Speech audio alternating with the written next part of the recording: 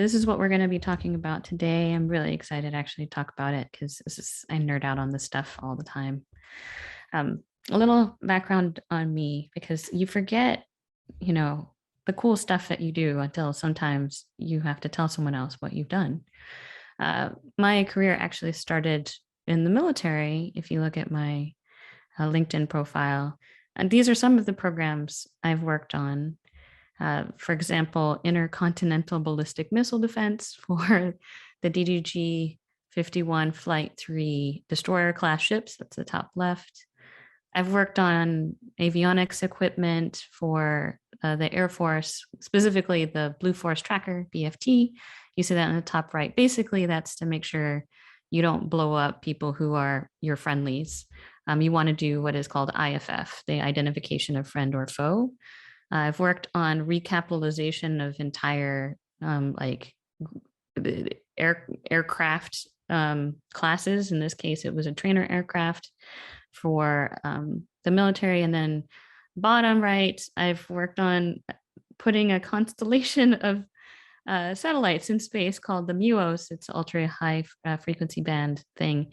I've worked on some cool stuff. You're like, okay, so that's interesting. What did you do after that? That's when I made like a hard pivot into tech, actually. Specifically Wunderlist, if you all in Germany remember that app. It's a to-do list app, well loved and regarded. I got bought by Microsoft. I worked for a failed startup in between Microsoft and where I work now, which is Gtmhub. And I'm really excited because it's what we do, is talk about this stuff. So let me baseline with you why I think this topic is particularly important. I know we're talking about the good, bad, and ugly of OKRs. I would say in my early 30s, I kind of hit a wall or the ceiling. And I remember I really wanted to get promoted, and I was very frustrated because my manager said, Jenny, you simply don't think strategically enough. And I was gutted. I was like, what does that mean? And so by the end of this talk, what I'm hoping is that you all feel like more informed about, what this framework can do to help you. Ultimately, if this is what you want to do with upward mobility in your function, many of you are likely product managers, so that you can really work like a boss. Like that's the intent. So let's talk about kind of the macro picture of what's happening in the market today, right? And I think most of us would agree that it's kind of tumultuous. We've just come out of a pandemic, and arguably we're still somewhat in it. We've seen a rise in inflation rates. Many people who are looking at this from a financial perspective are saying, you know what, you all need to brace for an economic downturn.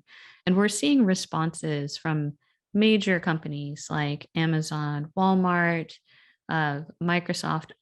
All of these folks are looking at either laying off or doing hiring freezes.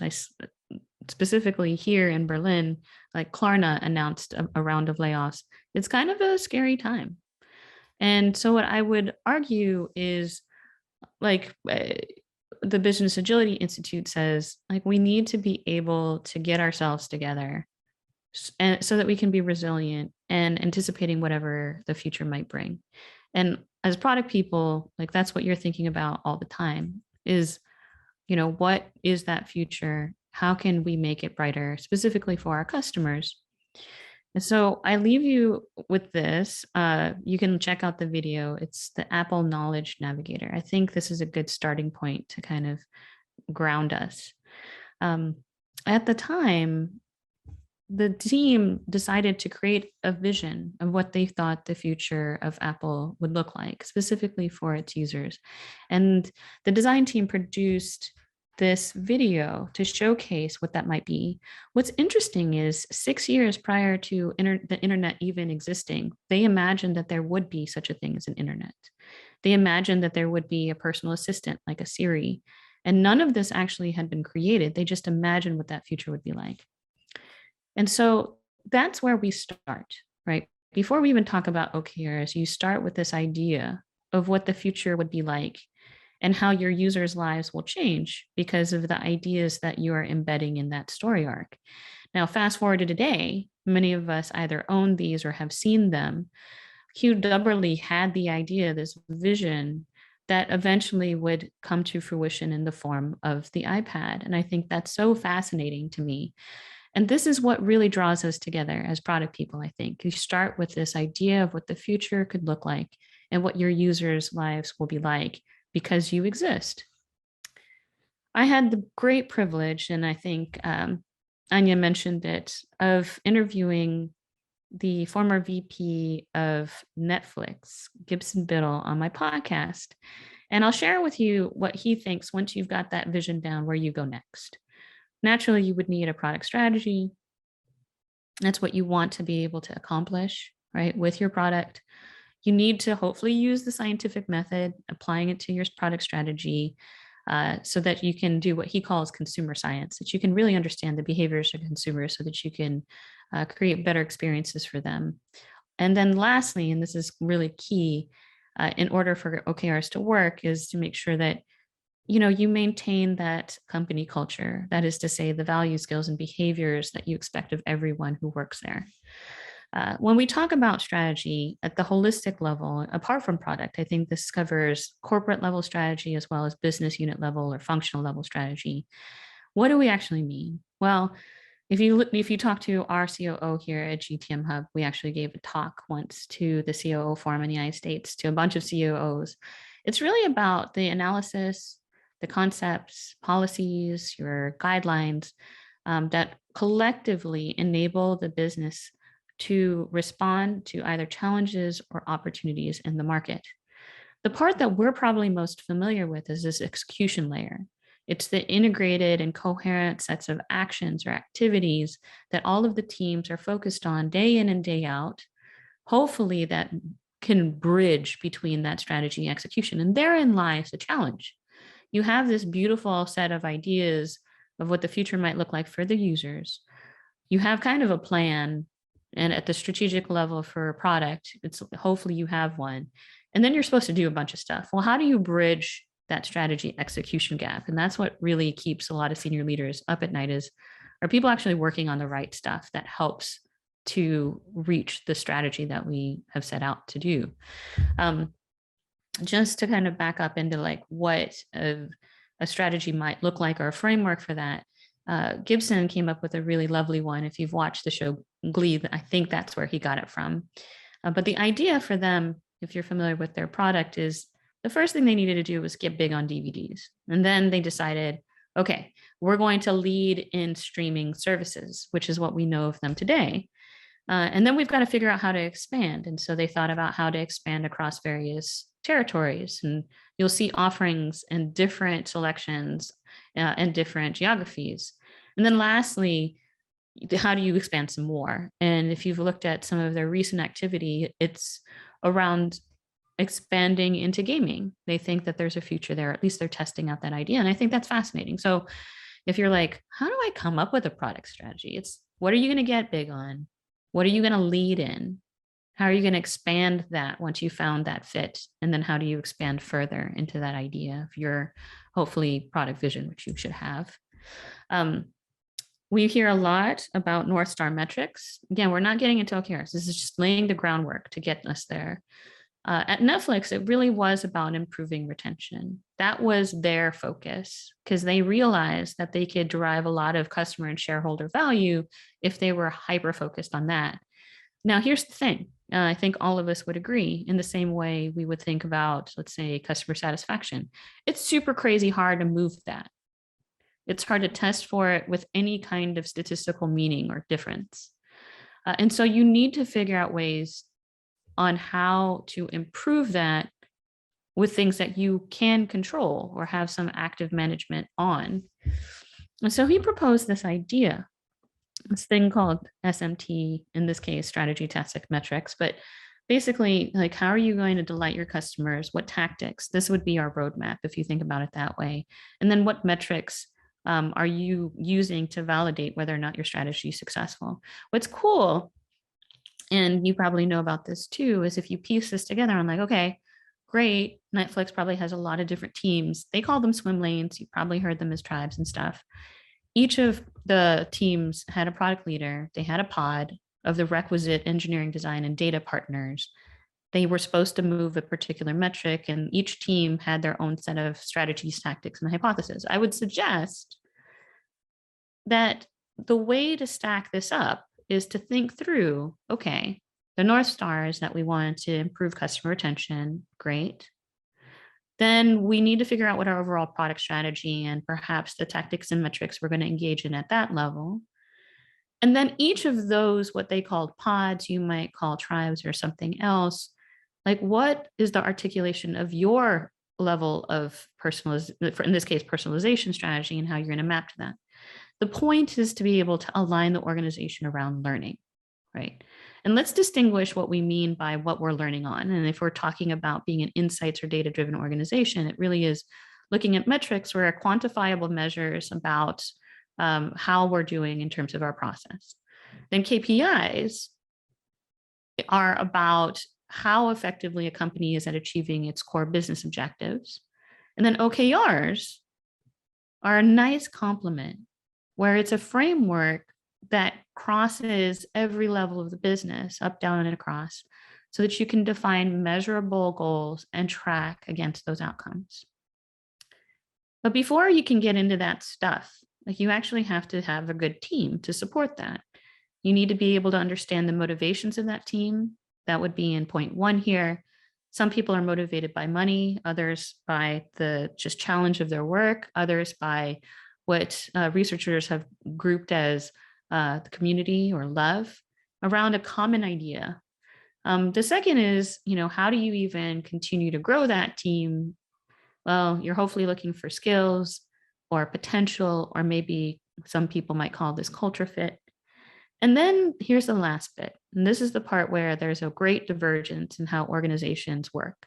Some do it by a command and control structure. These folks called it direct monitoring, either peer or cultural control, or some reliance on standards. Maybe you're scaling up processes and procedures and you feel very process and procedure heavy in your organization. Every company will have a combination of all these things. What it really is about is where you're indexing on. And according to research, the scale-ups and startups that had seen success as defined by either exits or IPOs were really organizations where the basis of attachment was the work group as a community, where employees were selected for fit so that they knew that they could work well together. And then the means of control and coordination is peer or cultural control. Maybe you can see where I'm going here. Like OKRs are a great way to bridge all of those ideas together because you have a common language of what success looks like at the end. Now, if you remember in the earlier slides where Gibson Biddle at Netflix says, the third point is important, like how culture is shaped. Well, how do you really do that? It is predicated upon who you hire, who you fire, who you reward, and who you reprimand. That is to say, you're checking in to figure out, like, would you hire this person again if you got this opportunity? And are your teams or your individuals underperforming? What are you doing about that? For reward or recognition, like, are you actually sharing credit for success with your peers or your team? And are you able to take action in a timely fashion if something were to go off to the rails, right? You want to be very cognizant of doing this constructively and in private. Okay, so once you have all those things together, where do you begin with OKRs, like the good part of OKRs? You start with thinking about your KPIs. Like at the executive level, you're really thinking about like what things actually need to be monitored and maintained for the health of the business. And here's just an idea of how that gets pieced together, where you have a vision of what the future looks like. You have a mission statement. In this case, I named it a purpose. Like, why do you exist? What are the key strategic priorities that you're focused on? What results do you want to derive from that? What are those top level objectives? How are you going to measure whether or not that's happening? Here's the problem with KPIs, though, and why I think OKRs need to exist. These are usually department focused. They don't really drive cross-functional behavior. And as we've stated previously, like if you're looking at one number, like in this case, customer retention for Netflix, that is freaking hard to move. You need to be able to have a framework where people have more autonomy and control over how they're going to impact that value, whatever it might be at the top line. And it really happens, and this is coming from my military experience, where you're thinking about the different engagement levels of the business. There are really three, in my opinion, and this is drawn from actually studying the science of war, if you can believe it. The engagement levels are strategic, operational, tactical. So the strategic level is focused on that company mission, the outcomes at the company level. Operations is really about employing teams and gaining strategic advantage by attacking, bigger goals, and then conducting activities, major initiatives or campaigns to support that. And then at the tactical level, that's where a lot of us are doing the day-to-day work, where our individual and team-related, brain power is proved out by winning and retaining customers through the decisions that we make and continuing to add value everywhere we can, which is what we do as product. The inflection points you see here is, and this is the good, you have a cadence for learning. You're learning at an annual clip for some of the bigger stuff, quarterly clip for some of the lesser bigger stuff, and at a very, very fast clip if you're thinking about super sprints, if you will, if you're familiar with Scrum, 13-week cycles, that's 4 quarters. You have opportunities and inflection points to understand if what you're doing is actually driving the business forward and if you're executing against that strategy, that top line, as effectively as you can. And so OKRs really, and this is the most awesome part, I love it. You're going to see me flex a lot on it because it's what we talk about here at Gtmhub. OKRs are about growth. They have an element of stretch. They should feel uncomfortable. And they're intended to drive ultimately behavior across the business in collaboration with, other departments and other peer groups, this cross-functional behavior. Now, this is where, the bad of OKRs, or arguably KPIs or metrics or whatever it is.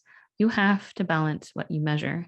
And if you are familiar with Goodhart's law, the thesis is from this economist that when you take a measure and you make it a target, it stops being a good measure. And the reason why is because people will game it. And the way to offset that, and this is the good of OKRs, is typically you would want at least 2 key results for every objective. And so instead of just trying to figure out, the number of nails made, you're also thinking about if someone is satisfied, a customer is satisfied with the nails that you've made. And so to complement any quantitative measure, you might want to look at a qualitative measure so that you offset some of the anti-patterns that show up as a result of Goodhart's law. The same is true with Campbell's law. Another type of anti-pattern can exist where the more you place emphasis on a specific metric and driving particular decisions, there's greater pressure for corruption, and you're distorting the situation that you're supposed to monitor. As an example, if I'm a customer success manager and I'm being measured by the number of interactions I have with my customers, then maybe what I'll do is have less quality interactions and try to just, churn them out and schedule as many as that I can, rather than delivering value at every interaction point that I have. And so you have to have some kind of balance. So this is why when we're thinking about any sort of measurement, we want to think about at least 2, maybe 5 key results for every objective, because these laws exist. And we see this happen. I don't know if you've read the book Freakonomics. They talk about what is the similarity between sumo wrestlers and teachers. They cheat because they're incentivized to, sadly. And that's an example of how Campbell's law is in play. So let's put it together. At the end of the day, you're looking at where you want to go. That's your strategy. Are you on the right path? You can think of OKRs as your GPS system or navigation system. And your KPIs are a complement. You still need those because you need to make sure that all of the business as usual stuff is still okay. And as we're thinking through this, then who owns what? We've talked about this a little bit. senior leaders should be casting the vision. They should have a very clear idea of why you exist as a business. And they leave the white space for teams to be able to plan and come up with their ideas. So I'm very much a proponent of a top-down, bottom-up approach in getting to OKR alignment. So when you're thinking about crafting OKRs, where it goes wrong, I often see, is when teams take their roadmap and try to back into the metrics. Instead, you should be thinking about, what would actually make a difference for our customers, for our business, for our team, and what are the outcomes, not the outputs, the outcomes that we want. Often I get asked, well, how do you actually craft them? Like, what's a good method? Impact mapping I found to be a very exceptional method to think through it. You're thinking about, in this case, let's use an example. I stole this from Alex Monville. He's the chief of staff to the CTO at Red Hat. He's like, think about having a picnic, and you want to make sure that you and your partner have an enjoyable time, but don't get bitten up by mosquitoes. That's the who. And how are you going to make sure that the mosquitoes don't show up or don't bite you? And you think about, well, what are you going to do about it? I'm going to maybe ensure that I don't have standing water around me or repulsive plants, or maybe I have sound devices that I can't hear, but, push them away. Or maybe I spray a bunch of bug spray on me so that they don't bite me. And if you think about then why you're doing something, I want to have this amazing experience during my picnic. That could be your objective. And I want to make sure in this case, we're going to focus on mosquitoes not biting me. Then I can think about the tactics and how I'm going to get there, right? Ideally, 0 bugs would be best, but maybe I have 1. That's fine. You want to make that picnic work. To wrap up, obviously I've over-indexed on the good of OKRs and some of the bad. Here's some of the ugly. We see this a lot with some of our customers. We get questions about it all the time. Well, how do we do performance evaluations using OKRs? This is a no-no, like an absolute no-no.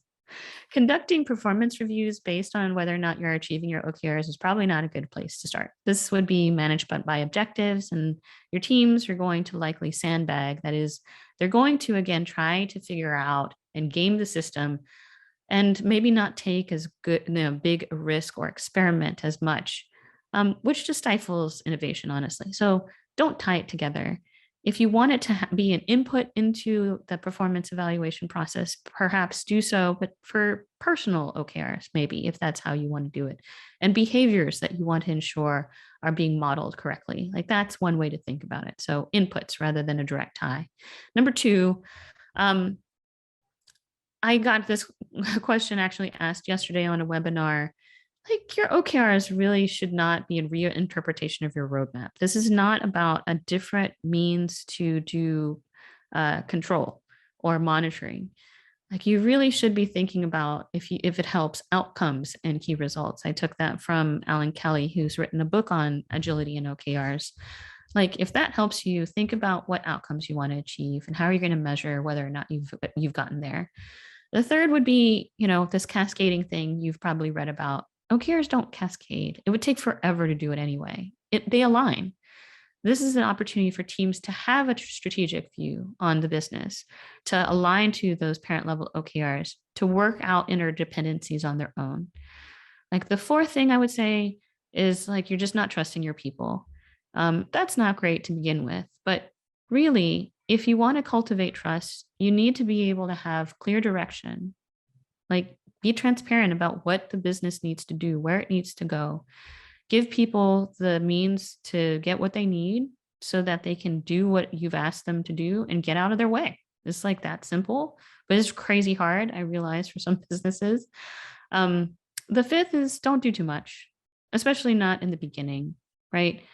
Like, if you see business as usual stuff creeping into your OKRs, it's not good. The idea is focus. So less is more. If you want to have 1 OKR to start with for your team, then do that. And the last, I know this is hard, especially if you're in middle management. It really starts with the top.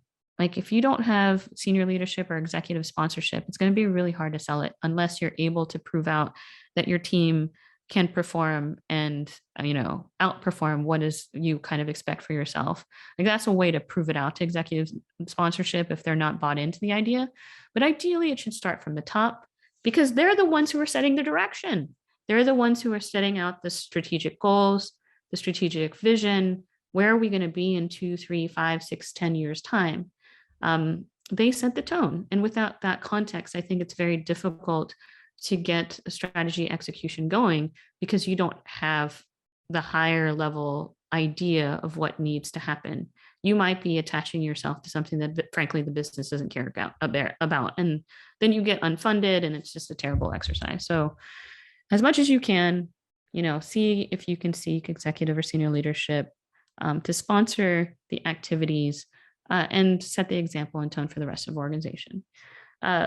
So the good of OKRs is hopefully, unlike the 30-year-old Jenny who's like, you're just not thinking strategically enough, you're thinking about how OKRs can help you think more strategically about your work. The bad is if you over-index on something, you're liable to, focus so much on that thing that it's at detriment to the other things that you should pay attention to, like perhaps customer satisfaction, because you're really focused on churning out new stuff, but they're not caught up on actually understanding the value of that stuff that could happen. And then, the ugly is there's a lot of ways to do it wrong. I've seen them. I've done some of those things myself, but they're easy to correct, I would say. And just like product, it is a function of iteration. You will get better at it over time. If you want to connect with me, happy to do so. I'm on the Twitters at Tujing. You can hit me up on LinkedIn at Jenny Herald. And I have a podcast wherever podcasts are found called Dreams with Deadlines. You can also find it on gtmhub.com/radio. We talk about product, strategy execution. I get engineers on the show sometimes market leaders. It's a podcast really about people talking about what they imagine and how they're driving strategy execution and being successful with that idea coming to fruition. So thank you so much for your time.